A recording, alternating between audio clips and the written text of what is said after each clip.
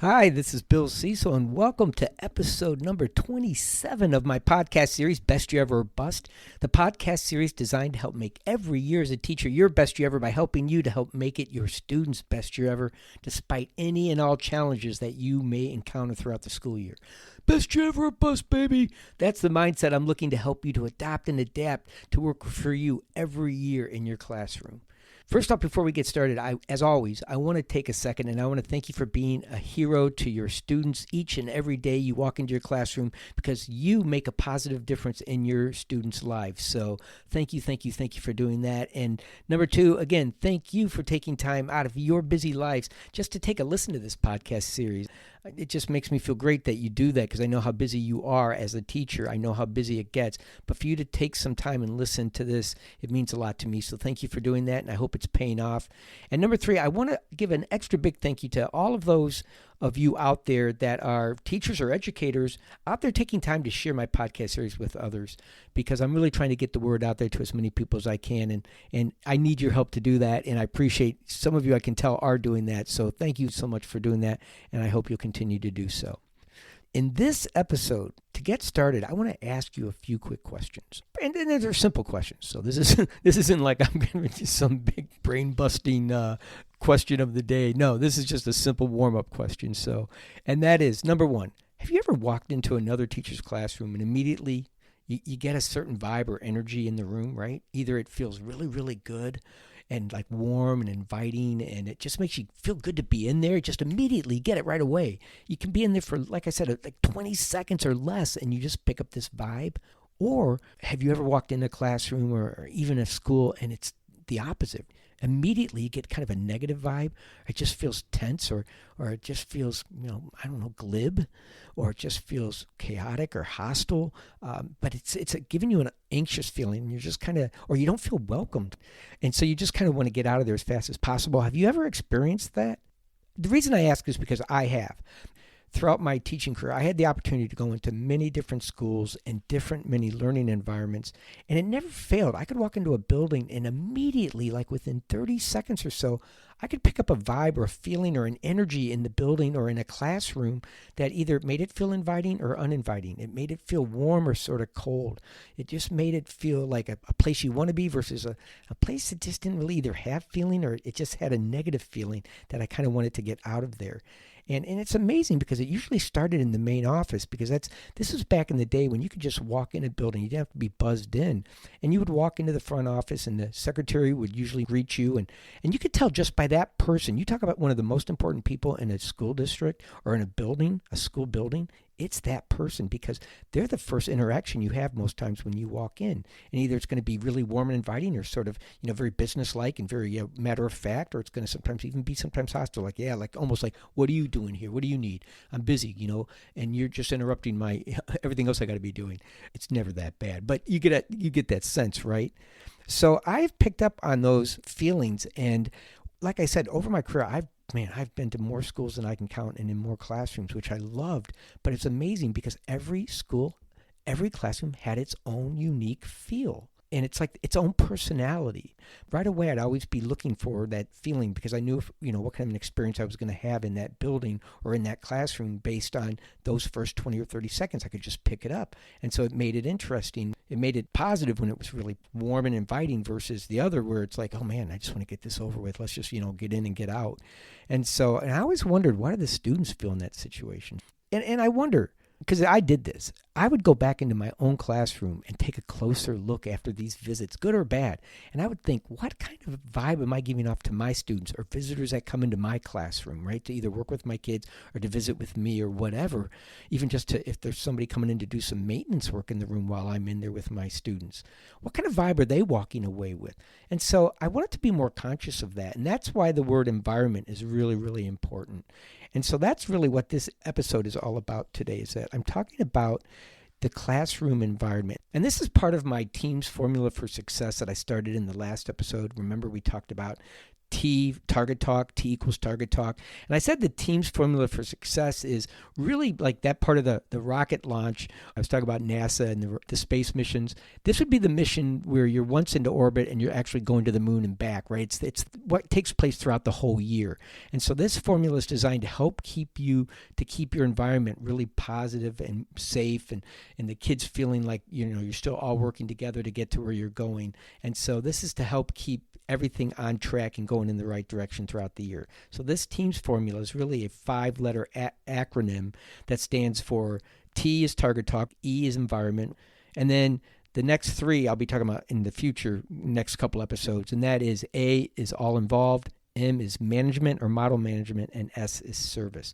So these are in my book, and it's in these part 2 of my book, and it's really the majority of the year what you're going to be using to keep things going. The first part of the book and the first part of my podcast series was all about setting the table for success, right? Getting things started, planting the seeds, getting everything ready and growing. And then the rest of the year, the second part is about how to keep it growing and giving the kids more responsibility in all of this, so they're more a part of it.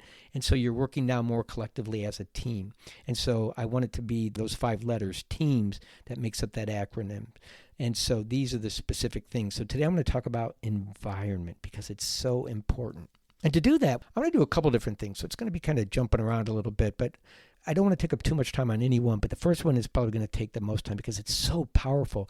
And I was first introduced to this when I read the book, The Tipping Point, way back around 2002. I remember this because I was just starting to go out and share my ideas with other teachers, in the evenings or when they had special conferences, like at our ISD, they'd bring me in to do some of these talks. And so I was just getting used to how to share my ideas with others.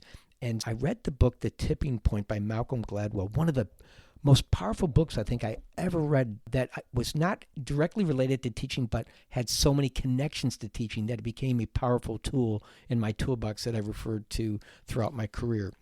What I want to talk about is something called the broken windows theory, which is really, really fascinating in this book. It's amazing that the broken windows theory was developed by 2 criminologists named James Q. Wilson and George Kelling.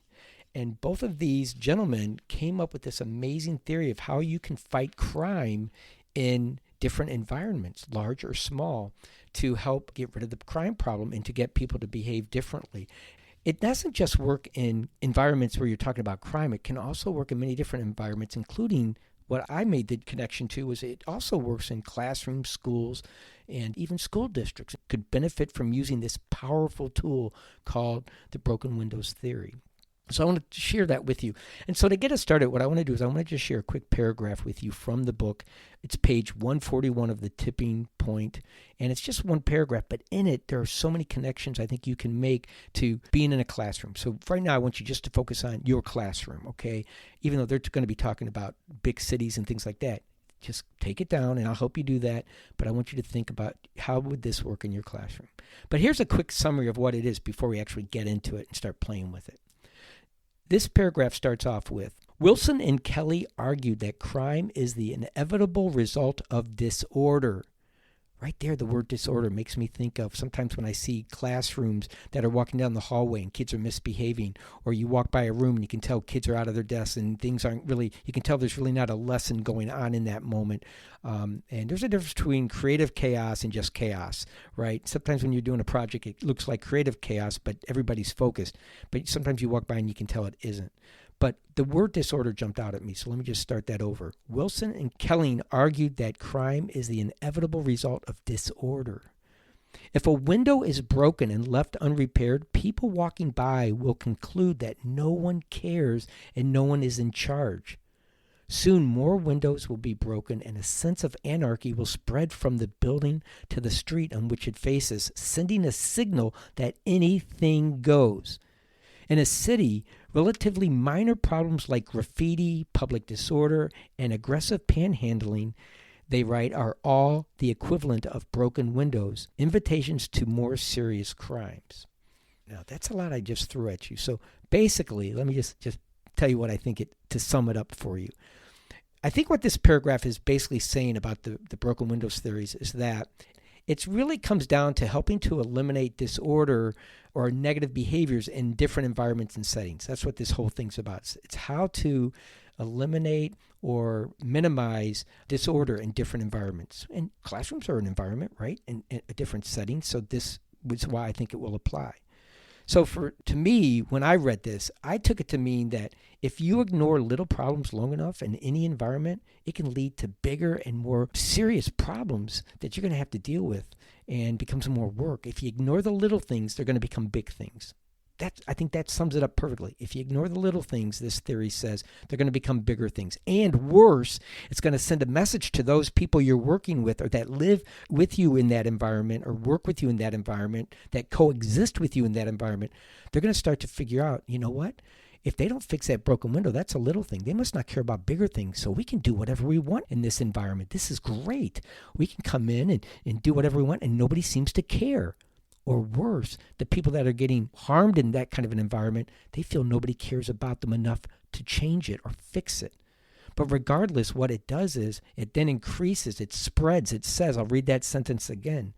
It said, soon more windows will be broken and a sense of anarchy will spread from the building to the street on which it faces, sending a signal that anything goes. It means it could be even worse than breaking windows. It could be starting to, rob the homes. It could be hurting people on the street. It could be all these different, it could just get worse and worse and worse because they figured nobody cares. So people that come in with an attitude that they want to cause harm and disruption, they're like game on. But what they're saying that if you take care of the little things, that means you're not going to tolerate the big things. This is huge. This is what I'm trying to tell you about your classroom management. You got to let your kids know that no. Everything matters. We sweat the small stuff in this environment, right? We don't just gloss over little things, say, oh, that's not a big deal. And so I want people when they walk in your room to see that you do sweat the small stuff in your classroom, meaning not in a negative way that you're stressed out, but that you don't mess around with little distractions or disruptions. Why? Because they can lead to bigger disruptions and bigger things. So I'm going to give you an example. In this book, they talked about how they took on, because you're thinking, but my challenges are too big for this, Bill. This sounds too simplified, and I got big problems, Bill, big problems in my classroom, right? I hope that's not true. But if it is, I want to tell you, the two examples I give in the book, I think will change your mindset on that. They talk about crime in New York City back in the 1980s. All right, it sounds like a long time to you guys, but I was in high school back then in college. So again, I'm old. I haven't said that in a while, but dude, I'm old. What happened is in the book, The Tipping Point, they give two examples of how in one big environment, New York City, they were able to tackle two problems. One was it started with the smaller problem they went after first, the broken window. They're not trying to fix an entire system in one big swooping, idea to come in and start working on it. They're saying, let's start with the small stuff and build up as we go. But we're going to send a message to everybody around us that the small stuff matters in this community, in this environment. We don't ignore little things because little things lead to big things. And we don't want those big things. We got to take care of the little things. So they're talking about the actual city, which at that time had a reputation as being one of the most violent, crime-ridden big cities in the U.S., New York City in the 1980s. And the subway system wasn't much better in New York City. So let me just give you some of the things I pulled out to give you an idea of how bad it was in the subway and in New York City. So, for example, New York City averaged well over 2,000 murders and 600,000 serious felonies per year during the 80s. 2,000 murders, 600,000 serious felonies per year. And the subway transit system was a good microcosm of the violence and crime problem that was going on in New York City during this time, because the subway system had quite a few problems too. For example, during this time it was described as being really chaotic. Again, think about a classroom that's chaotic or a school that's chaotic, right? So it applies. The subway trains were constantly running late because of fires and derailments on the tracks. The platforms that they waited on to catch the subway trains, riders would have to wait in very, very dirty, graffiti-ridden walls, and the trains were covered with graffiti inside and out and trash all over the place, urine on the ground. I mean, it was disgusting, they said, but this is how people just had to put up with this. And there were also these platforms were dimly lit, which could invite more problems, and it did. Because during this time, the 6,000 subway cars that were full of trash and covered with graffiti inside and out from top to bottom, there was also a lot of crime going on in those cars themselves. They said that During 1984 alone, there were 15,000 felonies committed within the subway system, either on the platforms or in the cars. And by the end of the decade, it was up to 20,000 felonies per year committed in the subway system. People were constantly, instead of paying for the subway, they were jumping over the turnstiles where you had to put in a token and to pay your money, right? Thousands of people were jumping over the subway turnstiles and not paying. And others saw this and said, well, if they're going to do it, then why shouldn't I? And see, so they're also saying it can be contagious, right? And so it can be somebody sees you do something and nobody does anything about it. They're thinking, well, then why can't I do it? Why can't I do it? So they do the same thing. So it became, people were just starting to jump the turnstiles. In fact, they were losing $150 million in lost revenue per year during the 80s on their subway system alone because of all this going on. So you get a sense this is a bad thing. So what the broken windows theory was they got the police and the government in New York City to say, okay, let's start with something small and make it work and fix that broken window first. So they said the subway system is going to be our broken window. So what we're going to do is we're going to go in and we're going to take care of making sure that, number one, no cars are going to go out with graffiti on them anymore. We're going to whitewash the cars with graffiti on them. We will not let them. We'll take them out of the system and put them back in when they're painted over.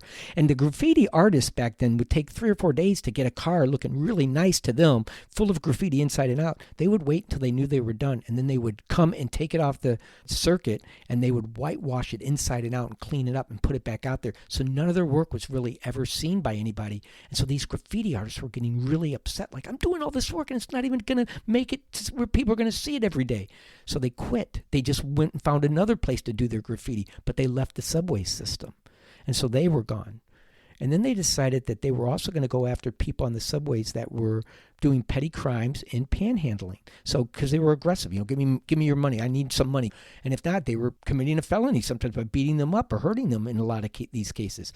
So they went after them. And what they did was they put plain clothes police officers by the turnstiles for the people that were jumping over, and they stopped them and arrested them right there on the spot. They actually hooked them up for, on these chains with handcuffs connected to each other in this long chain, and they would actually process them right there in the subway station for everybody to see that were catching their trains, to see that, hey, if you're panhandling, if you're causing petty crimes on the trains, or if you're jumping the turnstiles, you're going to end up against that wall, and they're going to be giving you a ticket at the least if you come out okay. But if they found out what was happening, they were finding people in line with lots of warrants, and so they were actually taking them off the streets and taking them right to jail right from there.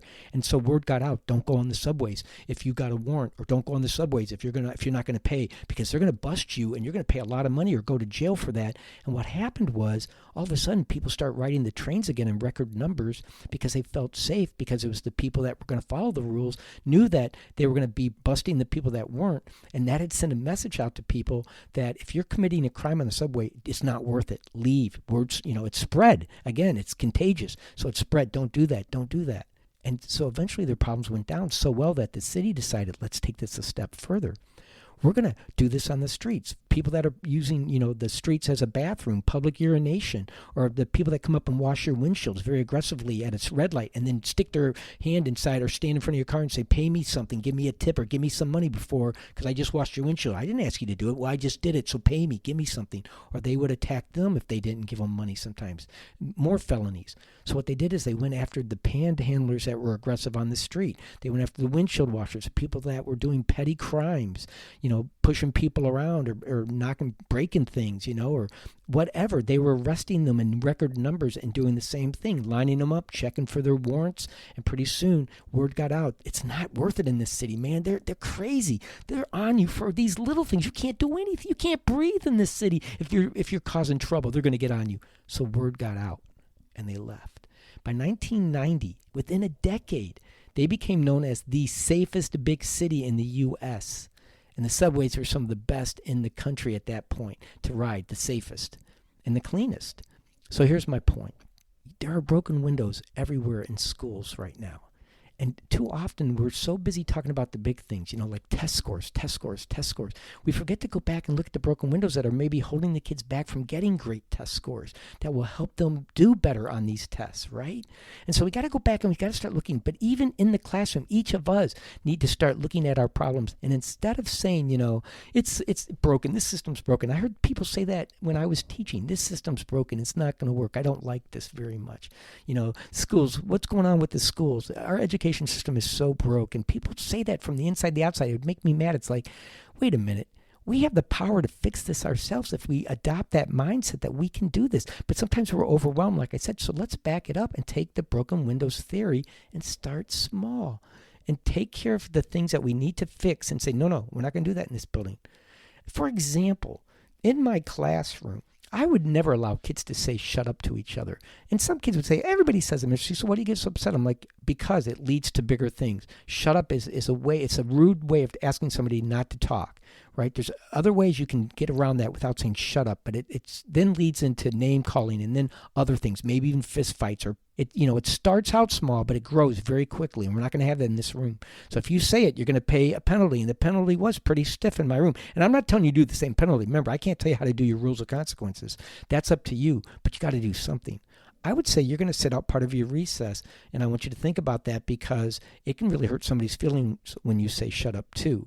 And so I don't want that in this. I'm very strict about that. And by the way, if kids ever put their hands on somebody else in my classroom, that was a serious crime. If they ever called them a name or it had something to do with the way they looked or their learning ability, about where they came from, anything like that, I would say you're immediately going to the office. I want you away from the team until you can come back and be an active, positive member of this team. I will send you to the office, but that's the only time I'll send you to the office. Any other times, we'll work through our problems together in here because I don't want the office taking care of my business for me. They're busy doing their thing. But if you cross that line, you're going to go until they bring you back and say, it's okay. We have a deal. We've made it something kind of a consequence that they're going to stop doing it. And I got to feel good about it, but I'm that serious about it. And you know what? I never had problems with that in my room. Kids did not bully each other. Kids did not tell each other to shut up. People did not call each other names or whatever that was crossing the line. We didn't have it because I take care of the little things. So I'm encouraging you to take care of the little things in your room. Go back and listen to the first, 15 episodes. I give you all these little things where you can do to build a positive environment. Again, this book's talking about how little things can make a huge difference. And by the way, the broken windows theory works both ways, or the tipping point works both ways, meaning it can work negative, or if you're negative, it can become contagious and you have a lot more negative, or it can become positive and you have a lot more positive things going on. So it works both ways. So when people say, our school is so messed up, where do you begin? It's just crazy. And I'm like, I don't buy that. You can start with something small collectively and say, let's take care of this. And maybe that will lead to something else. And then that will lead to something else. And pretty soon they're making more positive choices than negative choices because we've told the kids that are making negative choices, looking to make negative choices, the consequences are just too costly to keep doing that. So they're just going to leave it alone. And pretty soon they're going to buy into the positives that are going on. Trust me, I know because it worked in my classroom year after year after year. I would even encourage you to share this with your principal or share it with other teachers that you work with at your team level or in your building that are looking to make the building run a little bit smoother. Because it crosses over. Broken windows, like I said, it's said in that paragraph that it spreads when other people see that nobody cares. It spreads to them. So, for example, you could have the best class in the school walking down the hallway very quietly, doing everything well. But if your kids only see other kids acting up in the hallways, that could start to bleed back into your room because they're thinking, well, if they can do it, we should be able to do it too. Or you could have a number of classrooms that are doing what you're doing, and it's going to change the school over into a different way. We're like, hey, we don't do that in the hallway. We do it like Mr. Cecil's class or whoever's class, right? And so broken windows, you got to identify those and then collectively work on those long enough. Again, 30 days. I would go back to episode number 8 and ask yourself, when I asked you to do the 30-day challenge, what's still keeping your gap from closing that gap? Anything that's still going on? That's probably a broken window. I would start taking care of that in your classroom. Go back and readdress it and think, what can I be doing to do that? But there's some different things you can do. For example, I've already given you some, like get your kids focused on positive things, like creating the year-long shared vision to make it the best year ever. Take time to tell your students on day one or even every day that you care about them, and then more importantly, show them that you care, right? Because once they know you care, it's harder to trash someplace that you feel good about, you feel good coming into. So really make that believable, because it should be believable, but do it every day. Don't just say it a few times and forget about it. Do it, and more importantly, show it every single day. You gave them the 3-word success formula. Those are little things that make a big difference. Those 3 little words can make a huge difference in their lives. So there's many, many things you can do. In my classroom, like in my book, I wrote a few things. These are some things I would bring into my learning environment to kind of make the environment more positive as you're starting to work on fixing the broken windows. And that is, keep the room professional looking. Because a messy room is like a messy subway station or a messy subway car, right? You don't want trash all over the floor. You don't want books laying on the floor or coats laying on the floor when they leave the room. Every time they left the room to go to a special at the end of the day, we made sure all the garbage was up off the floor. We made sure there was nothing on the floor but the desks and the chairs and backpacks, or nothing on the back. So if we had lockers, because we did, they had no backpacks on the back of their chairs or sweaters or clothes hanging off the back of their chairs. I would let them quickly, give them 1 minute to get to their lockers before we'd go to specials or wherever to put those things in their locker. But they weren't draped all over the floor or laying, over the desks and things like that. But why? I told them, because if somebody comes in the room to talk to me while you're gone, I want them to walk in and go, wow, this is a professional looking room. You can say it has a good feel about it. It has a good, vibe going on in here. It just looks like a place where business is getting done. And it starts with something little, how it looks, keeping your room professional looking. So keep that in mind. Positive messages all over my room, the posters, right? Happiness is a choice. The way you choose to see the world creates the world you see. You are as smart as you choose to be. Make it happen, right? Best you ever, make it happens in my room. These were signs all over my room. Personal touches, so your kids see that it's a warm, inviting place, that they can also bring things in. For example, I have pictures of my family in my file cabinets. Other kids start saying, can I bring in one of my school pictures to give you? I say, I'd love it. We started putting those around my bulletin boards as a border around my bulletin boards, their class or their individual portraits. And I would keep them up even after they left, and they'd come back years later to see if their picture was still on my bulletin boards, and they were. It just became like a running thing. So obviously more kids, it's catchy. They'd say, can I bring in my picture? Absolutely. I want to have you in here. You're part of this team. So they'd bring in their pictures, and we'd have those around the room. Also, they would, like, things they thought they knew about me, they'd want to bring in and give me gifts. Like, for some reason, they always thought I loved the Three Stooges, and I went with it, because why not? I probably went yank, yank, yank one time in class, and somebody made the connection. So they gave me mugs with Three Stooges. I made them pencil holders, right? They gave me posters. I hung up the posters, and I kind of make jokes about them once in a while. I even made jokes about Taylor Swift way back when I was teaching, when she was just starting out, about, how she was such a fan of me, and because they would say, you like Taylor Swift? I mean, no, I think she's stalking me. She keeps sending me things, and I would get Taylor Swift things, and they would go, she sent you that? And I would joke with them, but it was just fun, and they knew it was fun. But one day somebody came in and put a huge Taylor Swift poster of Got Milk, where she had like a little milk mustache, in my room, and I never knew who did it, but I told my students that she sent me that so that she could be with me every day, and they believed it, and so it became just a school-wide thing, but it was hilarious. But they want to have fun with you. And that's what your room should also be. It's fun. It should be a warm place where, yes, I would tell my kids, we're going to find things to have fun with during the day. Highlights Magazine, that was on their mission statement on their cover. Fun with a purpose. So you definitely want to make sure you're having fun with a purpose. And so I told them hard work is what's going to make us successful. We're going to work hard. But in between there, why can't we have some fun? Or why can't we make hard work fun? Definitely, there's things you can do. So again, I would encourage you to read my book, because I have more ideas and better explained than what I'm doing right now. But I want you to understand that here's 2 types of people I think I see in education. And this goes for any environment. There's those people that can take mountains and turn them into molehills. And those are the people I really love. They take big problems and they make them very small, versus the people that take molehills and turn them into mountains. And sometimes I think there are people in education that are hell-bent on doing that, right? They just like to always complain and say how bad it is. I try to stay away from those people. Again, I try to get them to come over to my thinking, which is, let's take these mountains and make them into molehills, and people are going to see that we truly are heroes making a difference every day in education. And maybe other people will start to adopt some of the things we're doing. I want to end on this. I want to tell you about 2 schools I went to throughout my years of going in different schools. I'm not going to tell you the name of the schools and where they were located, but they were both in very tough neighborhoods. Because when I was teacher of the year, I wanted to go into the tougher neighborhoods to see, what they were up against. Because I had heard my superintendent, Tom Watkins, a great man, superintendent still is a great man, always talking about the haves and the have-nots in Michigan, that, some schools you go in and it looks like they have everything, and you have other schools that don't have anything. And yet he'd say, but some of these schools that don't have anything, they're inspiring because they'll still find a way to make it work. I had to see this for myself. So one of the schools I went to that I'm going to brag about is that it's the best school I've ever been in. And it was in a neighborhood where, as I drove up to it, I got nervous because I saw more and more burnt out houses, like boarded up. Every other house looked like it had been burnt or boarded up. And it was super tough. Nobody was on the street. It was so just bare. And yet I'm like, there's a school right here in this neighborhood. It just looked like it was in a war zone. And I was nervous because I'd never seen anything like this as a teacher. And I go to the school and the cars are in a cage. Literally, they're caged up. And I've never seen anything like that. I had to hit a buzzer for them to open the gate and let me in and find a parking space. And they did. And then this is before school shootings, and where schools, used to be you could just walk right in. Like I said, you didn't have to be buzzed in. You could just walk right in and go to the main office. I had to buzz in to get in their building, which was a first for me. And this was back in 2003, 2004. And I'm like, oh boy, this is going to be, maybe I bit off more than I can chew. I'm going to be so nervous.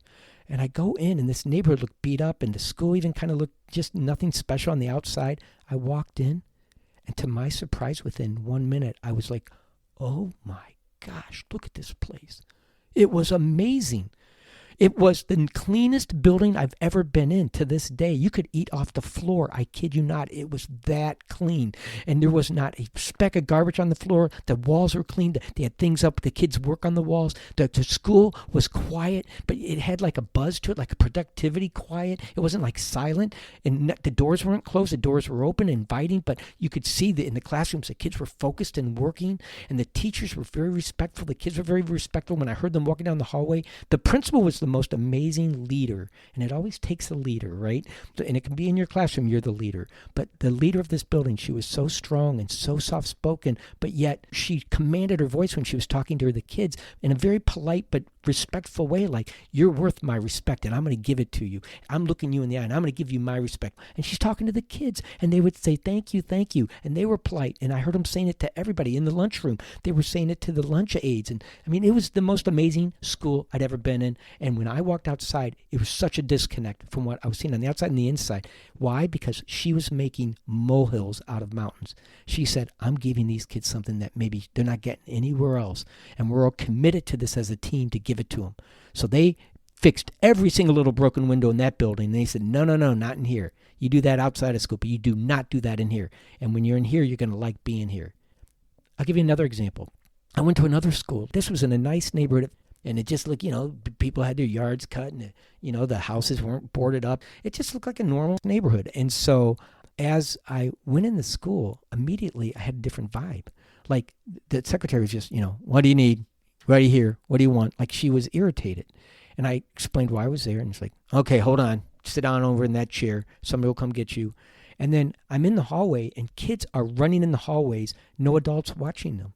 And they're screaming at each other, and they're swearing at each other. In fact, I heard another adult swear in front of the kids, not at the kids, but in front of the kids. And she didn't even apologize. She just said it and the kids didn't go, oh, you just said that. It's like it was normal. But they're using foul language in their hallways.